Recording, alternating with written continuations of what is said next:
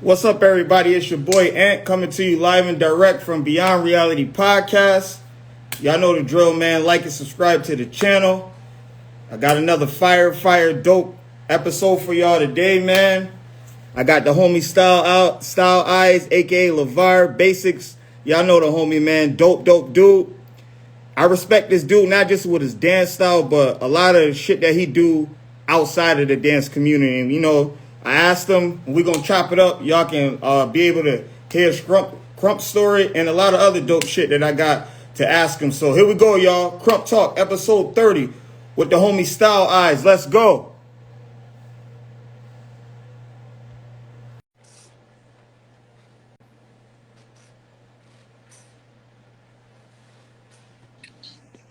Yo, Yo, what's the deal, bro? what's good, man? Dang, Man, your beard. I need to get my beard back. I'll be doing that Maestro's beard care, man. Oh, see, you got the secrets. Yeah. How you feeling, bro? I'm good, man.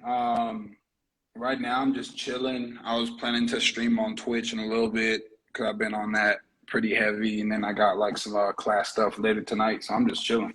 Yeah. Hey, yo, man, LeVarr, man, thank you for pulling up, man. This means a lot, man, because it's a lot of people in the Krump community telling me that, yo, you can never get anyone in SK. I had Solo on there, but I really don't fully, count him as SK or someone that's close to eyes. So everyone like, nah, that's it's not gonna happen. You know what I'm saying? I reached out to you and you said, you was down to do it. So, man, I very appreciate it, man. It's big for my show, man. Hey, I appreciate it, man. I've been looking at some of them too, and I was like, I wonder if he gonna ask me one day. Yeah, for sure. Man, yeah, I'm definitely in it. All right, thanks, brother. Yeah, introduce yourself, bro, for those who don't know who you is. I am, LeVarr is my government name, but for some reason, all the Krumpers in the world want to call me freaking LeVarr. So it don't matter what name I got in dance, niggas is always gonna call me LeVarr.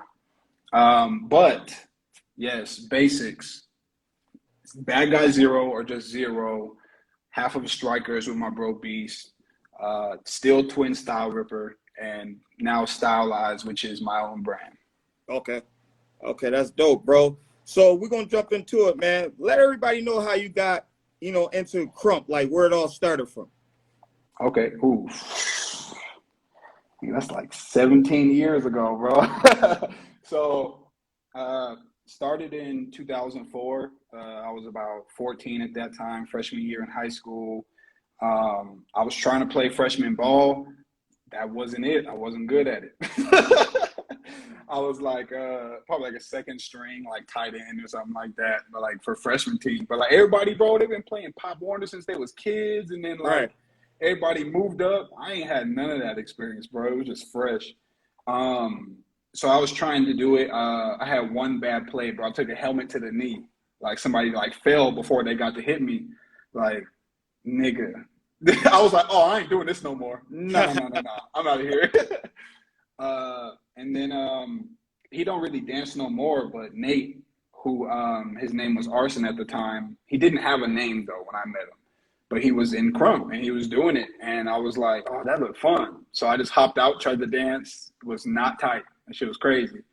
So he had a little crew called Tiny Toons because it was a play off of cartoons. So we basically like robbed the name and was like, nah, we're going to be Tiny Toons if they cartoons. And my first name, was Bam Bam at the time. Because of how I banged, because I just used to dance down, so everything was down. So they called me Bam Bam. And then Nate at the time didn't have a name, but he ended up being called Little Hush. That's my actual brother, blood brother, but Hush was his rap name. So like it was weird, it was interesting. Like he was under a rapper, like you know what I mean? But he liked the name, so he wanted to do it. So yeah, we had a little like squad and everything. Couple years later, that's when Mad Hatter came along, because Mad Hatter started dancing and we brought him on. That nigga's first name was Rhino. Actually, no, that wasn't his first one, but I mean, that's also not my story to tell. So that was a crazy name. But this is in Oceanside, California, down in like San Diego, the city that people know for like Grimm, Knucklehead came a year after I started, so I was dancing before him. And then other people came around that time. But Krump got to Oceanside because of LA. It came through Foolish and Goofy from cartoons, the OGs, like no matter what. But they used to come down and party in Oceanside. It was like, yeah, let's go see the white girls in Oceanside, because it's, like I said, it's a beach city, so that's how it was. And Quinnell, which is Combat Kid, before he's been like Kid Eyes, he's been Little NY in the past, but yeah, he's actually Foolish's cousin, like blood cousin. So they used to come down all the time. So that's how I met them, and that's how it got to us. So that's how I started. And then after a while, I was like 15, 16. Knucklehead was in the game, and there was older people. Grim came in like in like 2005, 2006. And I was like, I'm just a kid. I ain't gonna be able to know that much. So I asked Knucklehead, like, hey, bro, like, let me be your little homie, you know? And he laughed at first, like, bro, why? You crazy? Like, you better than me. Like, you've been dancing already. I'm like, bro, I'm a little, like, you gonna learn. You gonna go to LA. You gonna do all this stuff. So I became Knucklehead's first little homie ever. Oh, word. Yeah, so he decided to create a fam called Righteous, and I was Junior Righteous. Matt Hatter came on as Kid Righteous. And then, like, yeah, we had other, like, people in the time before. No, Disaster. My bad. It was Disaster. Junior Disaster. That's such a crazy name. But that's what it was before. And then Righteous came later when we all started really, like, going to church. Like, you know, at a young age, that's how it went. So, yeah, that happened for a couple of years. We got heavy in church. And then maybe, like, a year later, it was this big, like, thing that happened to where, like, Crush had came to Oceanside, or niggas went to Vegas or something like that. So, like, Knucklehead ended up being Little Crush. So I was like, I ain't really messing with that, because I'm heavy in church, and I know they ain't in church. So, like, 3 of us left, maybe like 2 or 3. No, I think it was a couple of us. Me, my bro Motormouth, that was Lil B Dash at the time. He left. And we were trying, actually, no, we were both trying to be under B Dash. So my whole story could have been different. Like, me and the bro JoJo were trying to be under B Dash, and we were waiting the process. But what happened, and this is something I don't like, and this is one of the reasons why I still got a problem with Knucklehead today, but other than personal reasons and things like that, Right. they just kind of like guilt tripped me and made it seem like, oh yeah, you still like friends and stuff like that, but you ain't fam. So when we do fam stuff, you can't be around. Like, you know what I mean? Like that kind of thing. So it was like, all right, here's some pressure. So I gave in and went back to the fam. But at that time, it was Knucklehead now, which is when it was different. So I came in as young Knucklehead, like it was a whole different name. So I'm like, all right, cool. I tried it for like a couple months, and then I left. And I was just, at that time, I became Basics because we were driving like down a freeway going to like this rehearsal, and there was a Basics furniture store, and Knucklehead was like, yo, that's crazy, like dang, that could be your name. I was like, I'll think about it, like I'll see. So we did it, changed it to an X at the end, and I just rolled with it. So I was just Basics by myself for a while until I came into the game as Little Style Ripper, and that's when a lot of people started to know who I was. Wow, man, that's crazy, man. This was so dope, bro, about these episodes, because no one fully knows like everyone's Krump story unless like Right. right next to him all day, every day. So like for your Right. fans and like people that's into Krump to hear these stories is like amazing, because I would have never thought that you was rocking with Joey like in the beginning. I thought Yeah. like you came to like towards Chaz at like one time. Yeah, nah. I didn't meet Eyes until 2008, and that was like my senior year. But I was already like around, you know what I mean? Like I was already around doing things. He kind of saw who I was from like this fight night event we had and stuff like that. But I didn't really like meet him, you know what I mean? I didn't meet any of that, you know? Okay. Oh, crazy facts. So I just seen the bro Outrage pull up, right? So to fill in that time from like when I started in Oceanside to like 2008 or something like that, when I became Lil Stauber. Me and that dude Nate I told you about at the beginning, we used to go to Temecula and Marietta. And we used to, one of my first like sessions outside of the city was at, I don't know if it was Outrageous house or Outrageous like Little Homie's house. But we pulled up and that was the first time I met Outrage in like 2006, bro. Like I've known this nigga for a long time. Like this nigga remembers when I started, bro. So Wow. yeah, That's definitely. crazy. So let's go back to when you said your senior year in high school. You said you properly started, being around Ches. How long did it take for Ches to start, like, he tight enough for him to be under me? I was actually better before I became Little Stauber, to be honest. And that's something that Ches said too, and he didn't understand. Like, why do niggas go downhill when they first get under him? But it's because you get so much knowledge and information, it messes you up. So you don't feel, you know what I mean? Like you stop feeling Krump and you start thinking too much about it. But I was around Ches maybe for a good like 6 to 7 months. He used to drive all the way down to San Diego, like almost an hour and a half. He would pick me up and bring me up there to like LA, and I would just stay at either B Dash house or his mom's house. Would stay there and we would have like church and then we would lab and we would just chill. Like it was one of those type of situations. Like it was just normal. And I was like, oh shoot, like I want to be here, So just being around enough, I got put on World Dropouts as Just Basics, which was Wigga, Daisy, ER, B Dash, Eyes, Lil B Dash, Knucklehead, Combat Kid. Like it was a couple of us.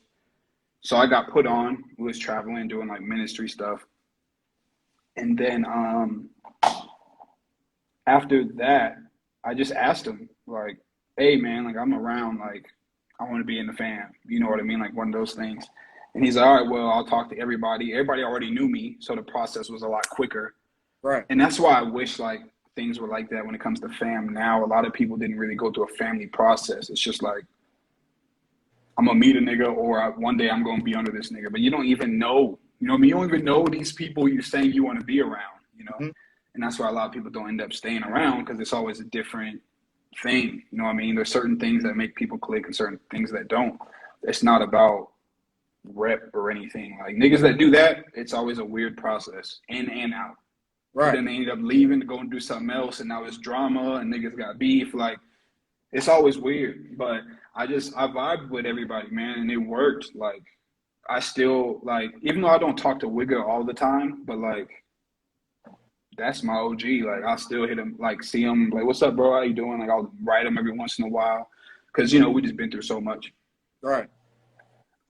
But yeah, that process happened, and then like maybe 2 weeks passed, and I asked him again because I never got an answer, and then yeah, there was like a meeting. It was him, his ex-wife, and Lil B Dash, B Dash, and I think that was it. Because there wasn't a lot of people in the fam at that time. He only had like 3 little homies. Right. So that happened, and it was like, what do you want to be? And at that time, I had asked for an Eyes name, and he said it didn't fit like my style. So I was like, I respect it. And he's like, yeah, there's this new Stauber thing I'm doing, like, and all the spots are open. What do you want? So basically, it was like, where do you want to go? So when I said it, it was like, boom, all right. That's you now. And I was like, oh shoot, that's crazy, All right. So I was super hype about it. But at the same time, I knew I had to do work because it was new. Nobody knew what that meant. Right. Yeah, when Eyes came on with the Star Ripper, it was pretty much right after the Cage 3, right? Or around like during that time? So the first original thought of the Stauber was older, like when it was Breaking versus Krump. That's when his concept of I'm gonna rip these styles came to part, and that's why like he came out in Breaking versus Krump in like a blazer, and it was like a different I'm catty, but I can dismantle whatever you're doing. Like that was the first time it came out, and then when before Cage 3 is when it kind of revved up again, and he was training that style because Hitman had the whole Style B movement to where it's like I don't want to Krump like you, I want to make my own thing, but like you can only pull away so far before it don't even look Krump anymore, you know? Right. And I think that's why the result was kind of like that. But I understand why people don't always, like, everybody wants to do something different. And I understand it. So it's like the individuality in Krump to me comes from personality. That's the biggest thing. You know, everybody thinks it's like the moves or this or that. Like, nah, those are all just accents of your personality. You know what I mean? Like who you are and how you feel. That's how styles are made. Like, because a nigga felt different. You know what I mean? Like a nigga felt dark or something like that. So they had like a heavier style. A nigga just felt like he was in a party, like outrage, you know what I mean? So it's like he got a live style. He got like it feel like he in a function. Like outrage has got a function style. I don't know what to call it, you know, whatever he wants to call it.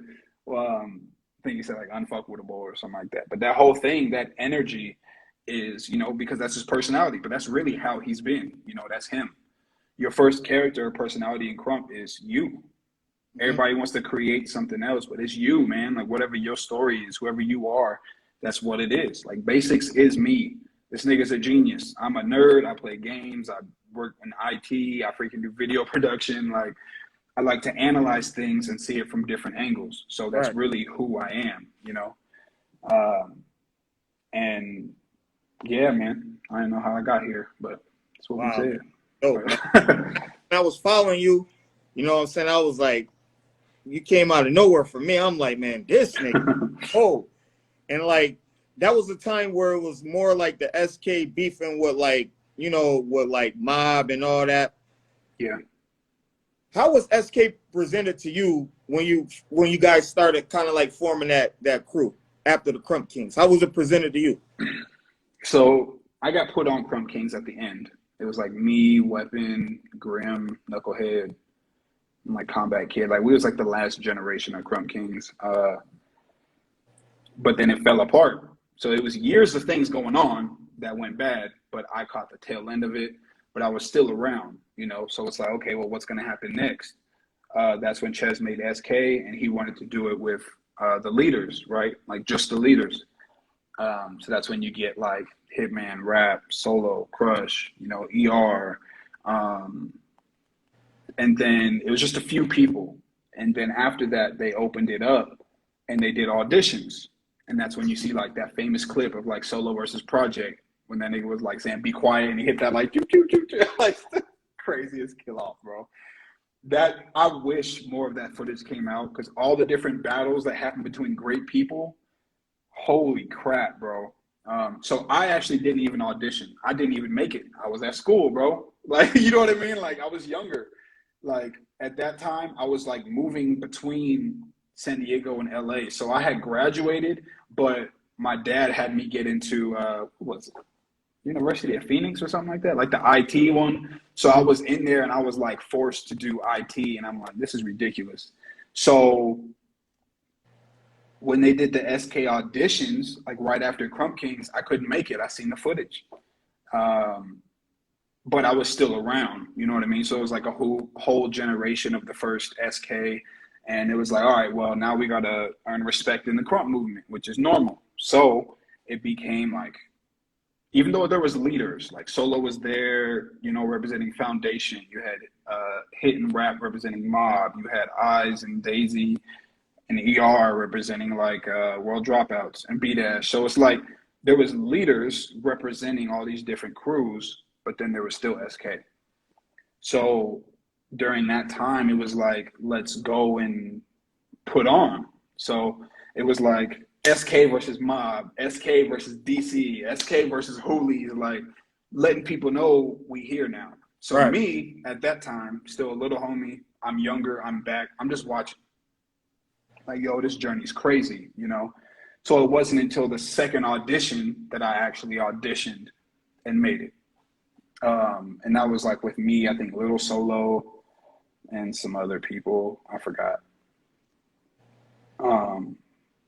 But yeah, it was an interesting thing to watch, like how they were just beating everybody, bro. Like I there was still always tell like the new generation of Krumpers, I always tell them like, man, it sucks that y'all wasn't able to be a part of that era of Krump. I call it the MySpace era. To me, that's yeah, the it was best definitely era. MySpace.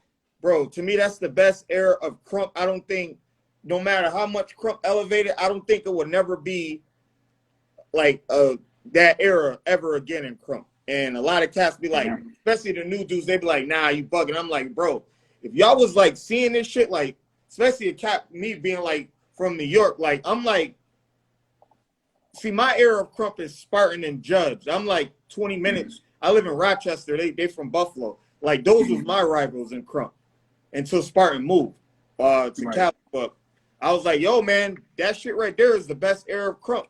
And, you know, a lot of people beg to differ. But, yeah, man, it's dope you was able to be a part of that and actually was, like, in the flesh of that, man. Because a lot of people, you know, they will never get to experience that, like, ever. That's a fact. I think the reason why that was one of the best times was because, yes, there was a lot of competition. There wasn't a lot of personal issues at that time. A lot of it was just freedom of expression, freedom of competition. A lot of people were trying to innovate. Krump was evolving fresh at that time, so it's like a lot of things could happen. There was a lot more crews, so the crew gave a lot of variety. Yeah, man, it was just really interesting. But at the same time, we were younger. Like, people were like in their younger 20s, you know? So there wasn't so many life things going on. There wasn't so much pressure to dance and like have to worry about bills. It's like a lot of people still in their family's house, you know? So as people got older, it started to change. It started to shift. But it was a good time to be in the position I was in. Like, I wasn't trying to be in front. My position was in the back.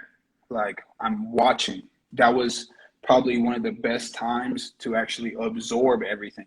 Like, I don't care to be the nigga up front and battle. Like, let me be in back and watch everything, see how it's happening, what's the order things should happen in, the order of, you know, respect at the same time. People pulling vet cards against certain people. Like, nah, you got to go first because, you know, and then it's like, nah, you can't deny it because it's here, you know, Right. which was an awesome thing, bro. It was really cool to see that, you know, level of respect and different things happen. That kind of is one of the main seasons that formed what my Krump was. I started to see a lot of people battling for no reason. Like, it was crazy, bro. Like, I'm talking about niggas playing Madden, somebody losing. It's like, nah, bro, but you can't beat me though, so let's go outside. Damn. That happened with the bro Bug, who was Kid Rib at the time, versus Yeah, Crush. That that's happened with him one of and my Crush. favorite dancers of all time. Yeah, man. That nigga is so funny, but he did so many childish things, bro. So like, he was beating Crush, but like taunting him and like making him mad, and that's when Crush was like, "Nigga, I'll get off on you though." Crush killed that nigga off. But yeah, man, it was a lot of like funny different things that just happened, just different experiences. It was a great time to be there and watch everybody like grow up. But the more people grew up and found out who they are and who they want to be, that's when people started going separate ways, you know? Yeah, I definitely agree. So were you the only, like, did you create KBL or was that a combination of you and Eyes? Me, Eyes, and Spartan. Okay. So Eyes and Spartan were real big. You already know, like, they was rapping together for a long time. Right. So it was real big to watch like battle rap, like URL and everything. And it was like, man, we need something like this for Krump, right? Like, instead of like URL, like, why don't we do like a, you know, like a KBL?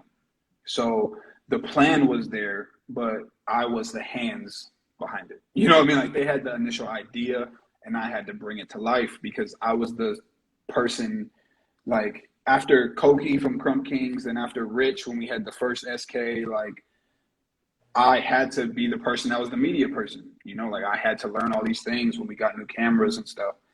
And we just created a lot of things. Some things failed, some things were cool. But KBL really worked. Like, so I was like, all right, cool. So once we first started doing it, it started with the Impact SK beef, these battles. They had footage, we had footage. We agreed to put it out on like a new platform, and it boomed. Like, it really boomed. And as it started getting bigger, me, Eyes, and Miho talked about actually how to judge Krump. That's how we got specifics down to it. And they created a point system but we never put it out public. But we used the point system. We like spoke about it. We all like spread it amongst ourselves. Different people got the information, and whenever I would travel, that's the way that we would judge. You know what I mean? Like that's how we got around. So okay, that's how we judge these battles. Let's do this, and we did that for a couple years until we got to the point of like, all right, let's put this out. And that's when like tournaments were really big in Krump, because tournaments weren't really, they existed, but they weren't as big as they are now. Like now every event got one. I think the first event that I could recall, I mean, I don't know how Tommy ran things, but the first one I could think of is Last Man Standing with like Vice City and all them. So that's like Project, Show Off, and Hurricane, you know. Yeah, they did the Last Man Standing event. That had some historic footage too, because that first tournament, well, not the first one, but the biggest one I seen had people like ER in there, Tampico, Hitman, like, nigga, what? Milk, Solo. Like, nigga, you got crazy niggas in this tournament. I think it was for like $1,000, you know? So you younger, you're like, oh, I'm in there. Right. Or was it 10,000? Was it 1,000 or 10,000? I don't remember, but it was something to where niggas went in for that, you know? Wow, man, that's fucking crazy, man. Now, speaking of bringing up that, you know, you just brought up the word footage. Why was it at a time that everyone was saying that SK was holding everyone's footage? Honestly, I don't know why everyone says that. If it's recent, I know that Eyes had an idea of trying to create like a Netflix, right? But for Krumpers, like Buckster and all that. So instead of pulling stuff from YouTube, let's have a whole bunch of content and put it out. So we were just stacking up footage, because it's like, when we put this here, it's going to happen. But there was so many things that like went wrong with the site, and then like people couldn't figure shit out. Like the coding of it wasn't working. We tried to put it up, but it was like you would have to buy each video, and we're like, nah, we don't want to do that. And that's when he went and did like the thing with Bino, like the creative Bino self-fi classes, and then Beast opened up his classes, and that whole thing happened. And we're just like, what's going on? You know, Nobody really knew. Before that, a lot of the things we tried to do was DVDs, and I was single-handedly making all the DVDs, but they were all like incomplete. You know, like there was never a complete story to it. So it's like they never got done. Hard drives crashed, and then it was like, well, goddamn, it's gonna be like 600 to fix it. You know what I mean? So that's one thing that I personally regret. Even though at the time it wasn't my camera or anything like that, so I can't just be like, put it out, you know. But I definitely wish, you know, I spoke up more and we put out more stuff, because now how much stuff is lost, you know. There's a lot of different things from the original SK to now that was on like tapes. I don't even know where these tapes are at. I know like some of them got delivered to Eyes, but then I had moved before he did, so I don't know what happened when they left that house, you know. So it's just a series of unfortunate events when it was supposed to be a planned thing, you know, planned schedule or something. Right. Yeah. Would you be able to educate or kind of like give people a better insight on what Chaz was doing when he was telling people he was deleting his YouTube page that had like a lot of dope Krump history on it? Because I know you're close to him, so you got a better understanding for like people that wanted to know who will be watching this. Yeah. So, I mean, as people know now, he's like rebranding. He has a management and everything that he's in. And they're helping him monetize everything. So they're making like real good money off of like Instagram videos and stuff. So it's like, we got all these videos, why don't we re-upload them to YouTube? You know, like that was the plan. But that channel was older during the time when YouTube got bought out by Google. That was maybe like 2008, 2009. I was trying to log into the channel and I couldn't, because it said create a Google account. So I was like, all right, well, let me just make my email. You know what I mean? So that whole shit's tied to my email. Oh, shit. Whoops. So the whole channel was tied to my like personal email, because I just made an email. We didn't know what we were doing at the time. So my email is the one I log into to get to the YouTube. I managed everything at that point. At that time, we had made a lot of bad decisions. We weren't working like that. So nigga, we'd have bank accounts, they get overdrawn and get closed, we make another account, like, you know what I mean? Like, whatever it is, because, you know, when you're young, you just ain't doing shit, and you ain't got no consistent money from jobs. So Right. it was tough. So those things happen, and for even the monetization stuff, it was like different accounts that were like old and expired, and it's like, where did things go? Like, we don't know what's happening. And it's just like a lot of things got like twisted up. So while they were trying to monetize and set everything up, it was just a frustrating process. And this was last year, like maybe like August or something like that. So it got to the point where he was like, all right, well, let's just delete it. And if you realize, it was like January when I was telling everybody about it, because I didn't delete it right away, or it would just all have been gone. So I was downloading stuff, giving everybody a chance to like download stuff or hit me up about the footage and everything. So really, it was like hella time. But people were confusing it with like the Overhype channel, with the KBL channel. Like, I wish those were all under one umbrella too, with the way I know things. Like, I wish we made one channel with like sub channels. Right. It would have been freaking perfect, you know. But holy crap, we learned through the process. So yeah, that's basically what it was. So it was a whole monetization thing. It was accounts all mixed up. It was the fact that they have to sign into my email every time to get there, you know. So yeah, man, and it's an email I use for like different things, for like business accounts. I use that email for like my PlayStation account. So when the password gets changed, it messes everything up, you know. Okay. Okay. Yeah, man. Yeah, I'm glad. Thanks for answering that, bro, because it's a lot of people. What's crazy, believe it or not, a lot of people, when shit go on in Krump, a lot of people like been coming to me lately and asking me like, do you know? I'm like, yo, bro, I'm just the blogger, bro. Like, I'm not like yo, like, I know you know something. I'm like, nah, man. Like, if I did, you know, I would share it. But thanks for, you know, letting everybody know, get a clear understanding for those who was wondering. Now, this question right here, bro, I ask every dancer, especially the ones that in your time and before your time. I always ask the dancers, do you think Krump needs a Hall of Fame where there's a building where people around the world can go there and just see strictly Krump history? Like, for example, when you walk in, you can see shit like, okay, this is a legendary Oceanside. This is LA dancer, IE, et cetera, et cetera. Then over in this room, you got Extreme Movement. In this room, you got SK. In this room is like Krump Kings. Then you got for like cats that passed away, for like Cornbread, ER, you know, the rest of them, like, okay, this is their section right here. And, you know, or then you got a room where just like the legendary beat makers. Like, do you feel like if we all can come together, that's a possibility that can happen? Or you think it's like too much selfishness as far as like the creators for that to happen? I think we need a website first. Like, because in our time too, we had the Krump Kings website, you know, and then they had like an honorary moment for like the Cartoons family. But I do feel like, because I don't know if Prissy got Krump.com or somebody was able to get it, like Krump.com, the actual website. Because I know now that whole organization that Eyes is in, they own the Krump Inc., which is a whole nother topic. Because honestly, like, I got mixed feelings about that. Like, I understand because I've seen how Prissy's upset, but I've also personally talked to Miho and he was upset. But also, it's been like 22 years, bro. And y'all talking about something that could have been owned a long time ago, you know?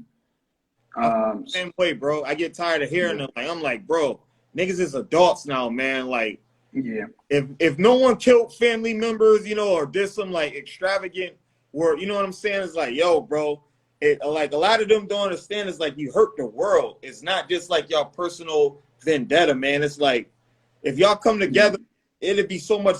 Krump would be way doper. Not saying it isn't, but you know what I'm saying? It'd be like 10 times better than what it is now. Yeah, and honestly, there was a couple years back, Eyes and Miho, I got to meet the lawyer. So they were having multiple meetings with lawyers to try to trademark Krump, because it's, you know, why not? It's been so long, but it's so blown out. The lawyer said it's impossible. It's been past 10 years since it was known. There's so much content all over the internet. Like, it's so, you know what I mean? Even if the websites and stuff say tie-dyes Miho and Prissy and C, or just tie-dyes and Miho, or whatever it is that the websites say, is so far gone that legally it can't happen. So that's when Eyes created Buckster, because it's like, okay, if we can't own Krump and Krumper, let's try to own Buckster and use Buck more, you know? So that's when Buckster started, because Buckster's like, I'm a Buckster, you're a Buckster, we get Buck, we Krump, you know? So that was their way of trying to rebrand, to try to get to a point of maybe being able to trademark something, but that was a good idea that drifted, and I don't know what happened to it. Okay. But yeah, I mean, I think it'd be dope, but I don't think Krump is established enough to have a building. You know what I mean? Like, as a Hall of Fame. Right. Krump is still young. It's 22 years compared to, you know, NFL Hall of Fame. That's what, how old? You know what I mean? Like, these things are old, man. And how many people participate, how much money's behind it, you know? I think we're trying to get to that point, but I feel like, honestly, a website for the history of Krump, the OGs, the innovators, the original crews, like a lot of the history, like all the things we're looking for, instead of like a Hall of Fame building, I feel like a website that we could go to and learn about Krump would be a lot better. So Prissy owning Krump.com is amazing, and I feel like that's something that should have that, you know? Right. Because if you go and talk to somebody like, oh, I Krump, and people are like, you still do that? Like, man, if you knew how relevant it still is, if you knew how big it was in other countries, like, Yep. you know, but there's no way other than searching on YouTube, you know. I definitely agree. I'm glad you brought up other countries, because that was my next question, bro. Like, kind of describe the impact that overseas has on Krump. Like, and like, I feel like overseas is kind of like got Krump afloat right now than just the Mecca. What's your take on that? Oh yeah. So a lot of the process, right, when it comes to Krump in other countries, over the years it was getting spread and taught to people, and Eyes and Miho even went on like tours back in the day. But it's how it spread, right? And then I was lucky enough, I think, to be in the last generation to be booked overseas. There's not going to be many generations after me because of the position it is. Like, they got way more going on for the creeds overseas. That's a fact, right? So the thing is, being the last of like my generation to be able to go there and spread it, now these people have teachers. They have the leaders. They got their superstars. You know, like before we were helping them build that. Now they're set.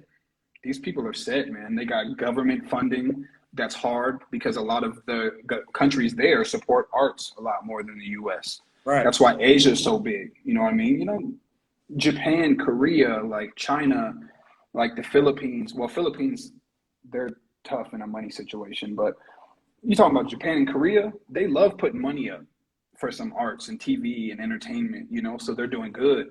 There's a reason why a lot of pro players in other sports want to go to Europe and play, because they put money behind it.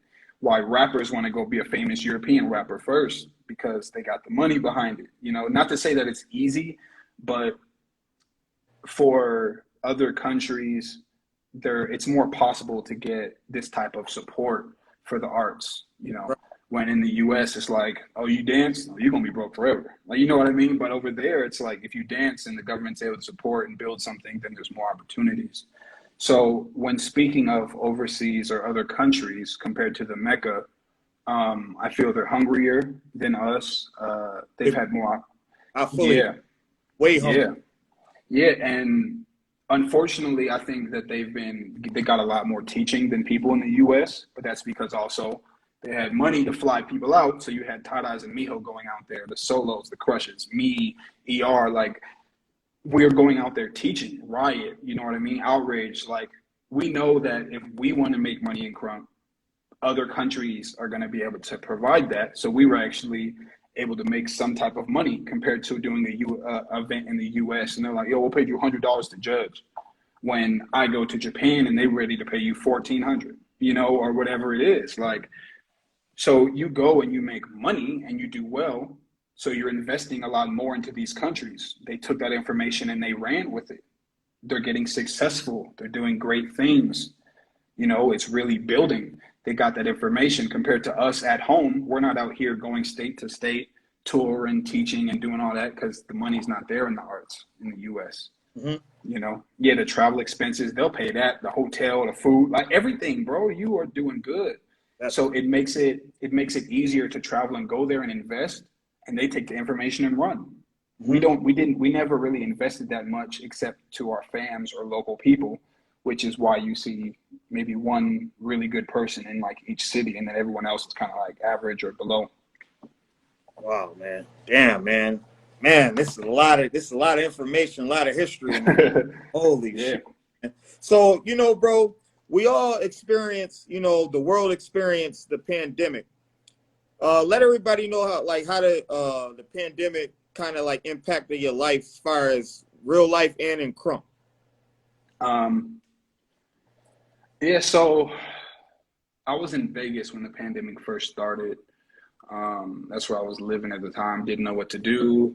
Was able to like get some extra money and survive off of that and everything. On a personal note, I was trying to figure out what's going to be next. You know what I mean? Like it was a weird moment for a lot of people in the world. Like, dang, what am I going to do? What's going to happen? Like, and then I was in a weird place because, unfortunately, after ER passed, like it really kind of messed us up. So I'm like, what am I going to do in my life? Like, what's going to happen? Like, I need to enjoy my life. Vegas isn't it for me. Like, I'm here. I came because I was willing to build some stuff. My brother and sister, Mercy and Encore, was ready to make a move. So they went and got some stuff going. Eyes moved back to LA. Like, I'm like, man, what's happening? You know what I mean? Like, I need to figure out who I am and what I'm going to do and what's best for me. So at that time, you know what I mean? I'm trying to figure out, praying, like, what am I about to do? God, you need to open some doors. You know what I mean? Like, do something for me. And then I actually ended up reconnecting with somebody I met in like 2014, maybe 2013, which is my now fiance. But we reconnected. Thank you. Yeah. We had really good conversation. Everything went up, and I was like, "This is crazy." But because I tried to before that, like on a personal note as well. Some people know my story, so they might know. But I tried to reconnect with another ex I had, like that I dated when I was younger, and I was like, "Oh, maybe this is gonna work." You know, we tried, and it didn't work. Like personality wise, like there's certain things that just didn't work, so we agreed to not. And then after that, after some time, that's when I met her again, and I was like, "Oh, this is crazy." And then COVID kind of slowed down, and I started seeing like there might be an opportunity to like get some stuff done. And I was like, you know what? I'm about to take a trip. I'm about to go see this girl, man. Like I'm about to go do this. So I caught a flight, and I came down here to Colombia, so South America.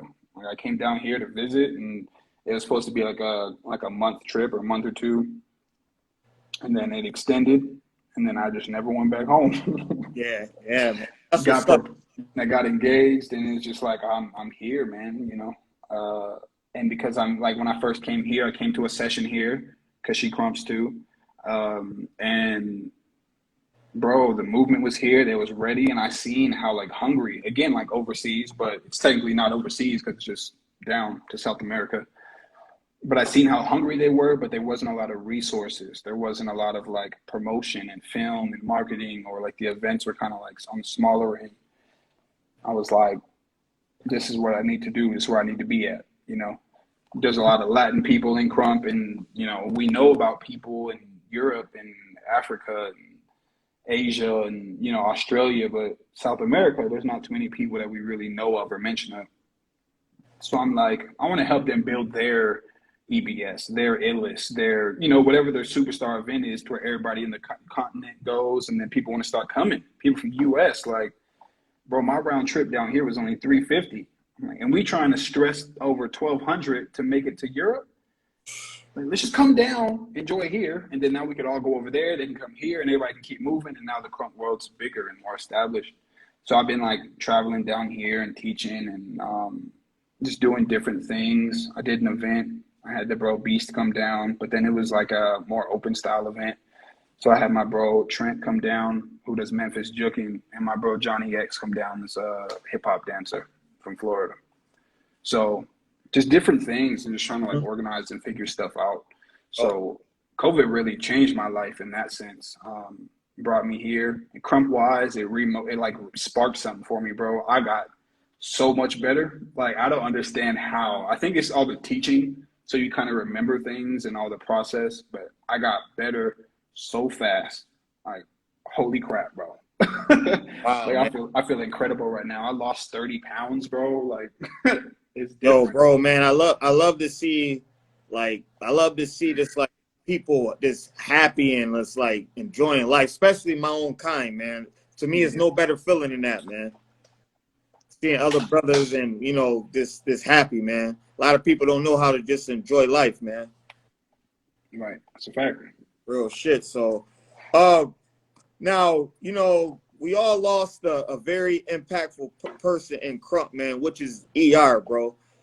Kind of explain everybody who's never got a chance to meet him, be around him, and like kind of vibe out with him. Let everybody know what type of person he was.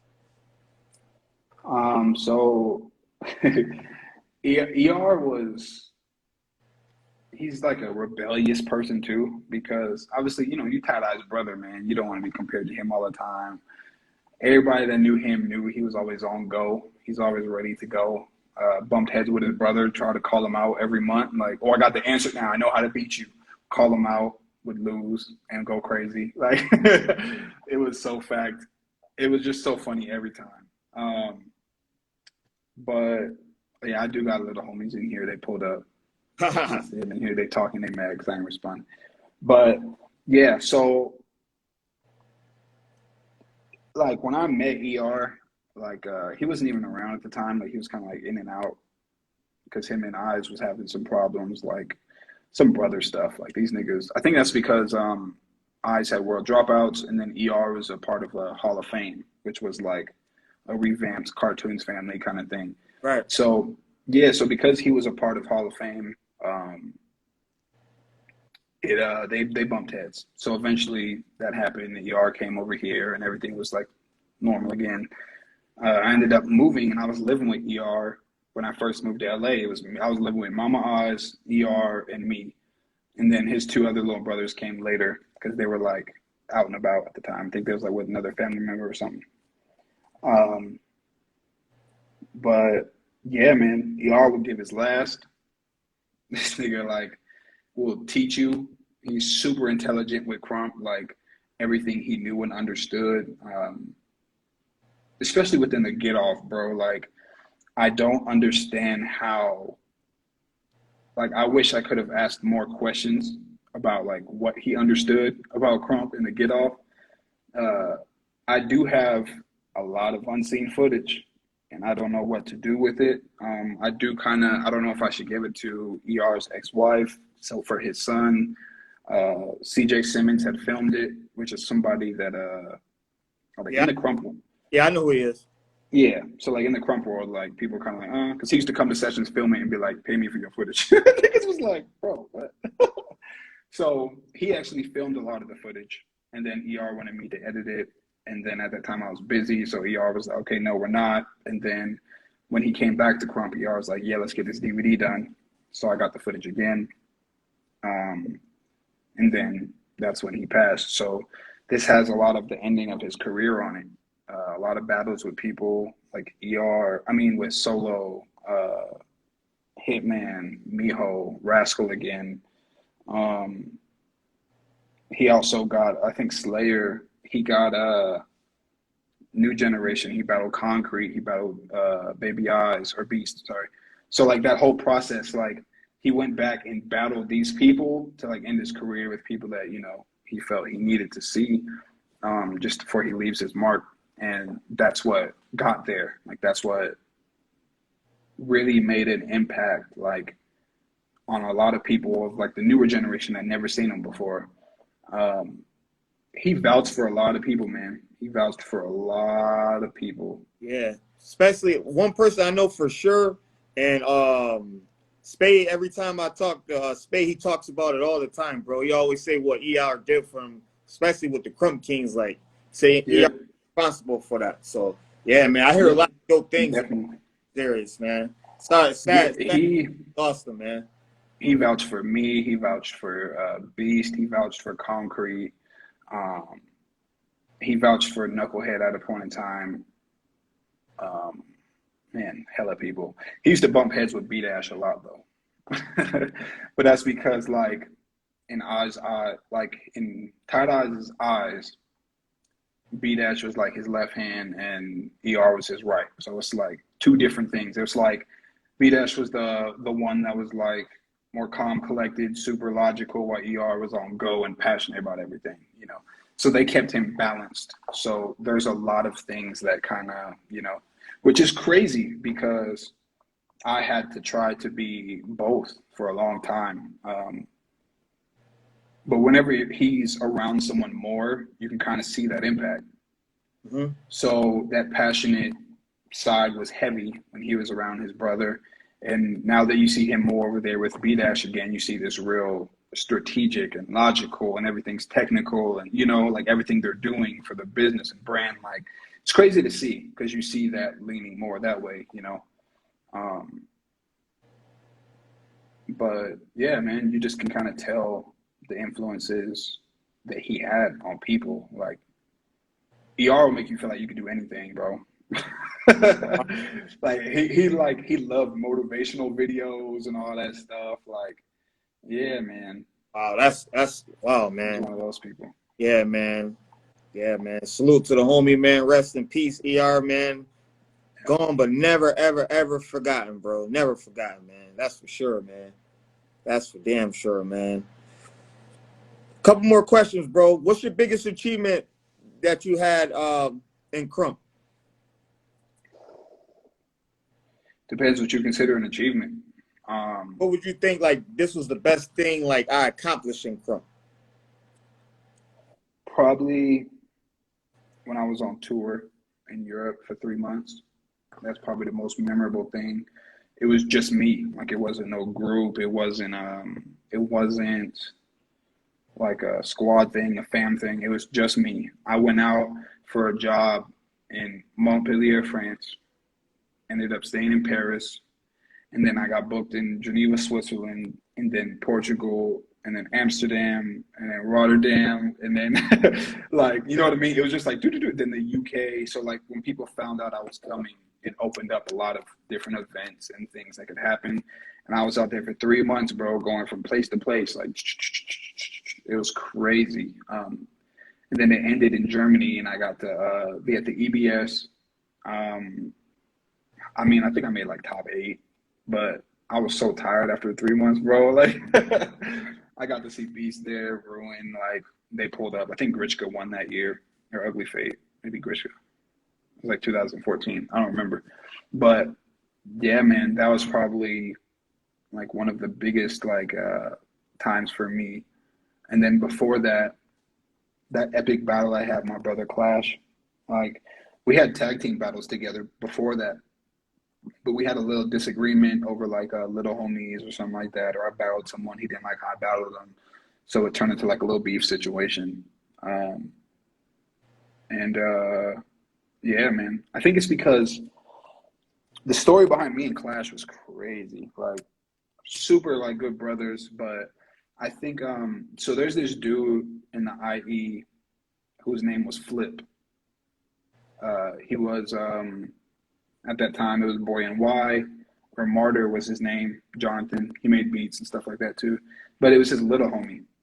But his name was Flip. So I found out about that, and I'm like, I don't like that because the flip side, my bro in France, you know. So I talked to him about it, and he didn't like how I talked to him, so he started talking spicy. So he was like kind of like defensive about it.